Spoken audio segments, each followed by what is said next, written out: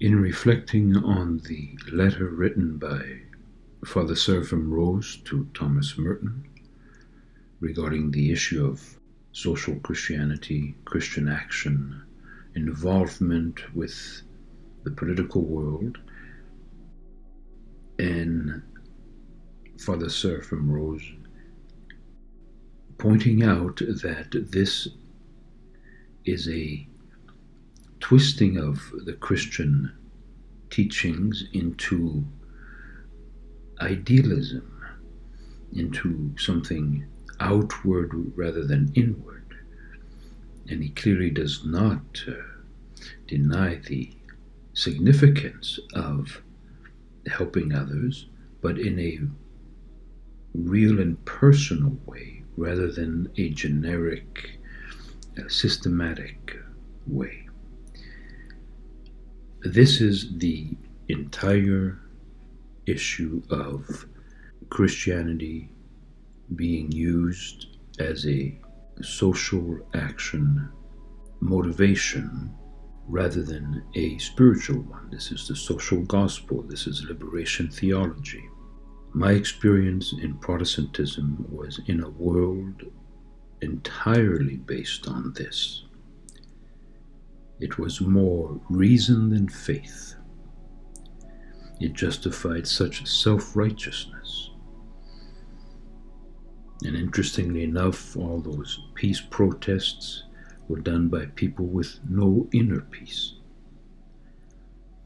In fact, my pastor colleagues were angry about any talk of inner Christianity, inner transformation.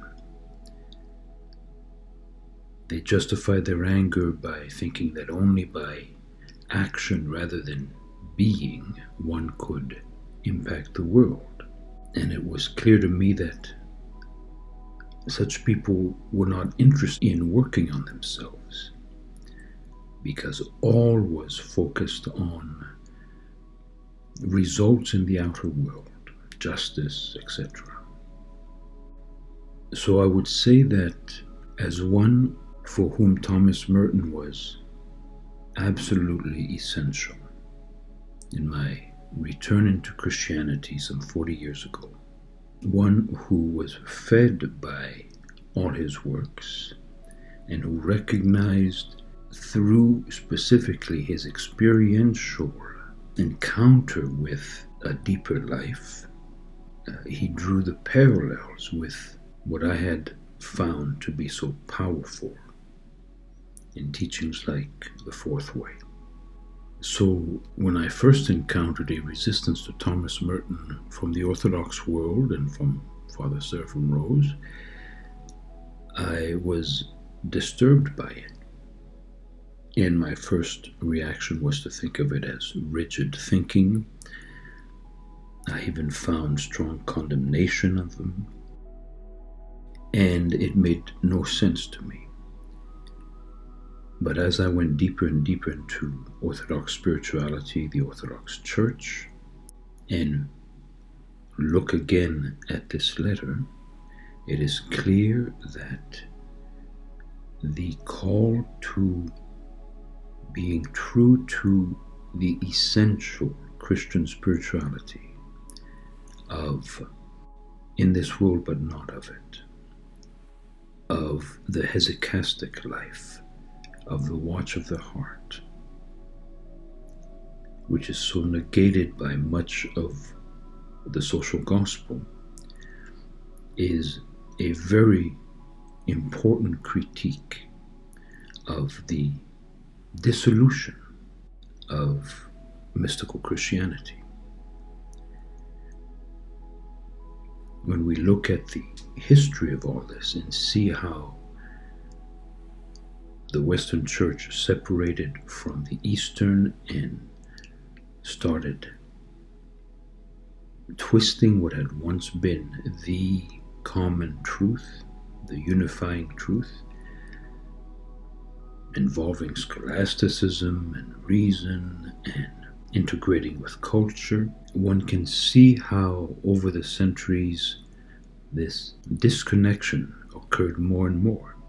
and then was explosive with Protestantism, which had no connection at all with orthodoxy, with the source of the teachings, and therefore could completely reinvent their idea of Christianity with no compass, no guidance, often following assumptions from the Roman Catholic Church, which they claim to have left. So the issue of understanding and aligning oneself with the transformative teachings of the Holy Fathers is the renewal of Christianity, the recovery of its true legacy. And one of the interferences to that is this misreading of the teachings, translating them into social action. It is interesting that it was Judas who said to Jesus, "Well, why are you wasting this precious oil that this woman is putting on your feet when it could go to the poor?" In other words, he represents that mindset, and one can draw many implications from that. So to return to Father Seraphim Rose and Thomas Merton, despite Merton's extraordinary spiritual life and lucidity of sharing it,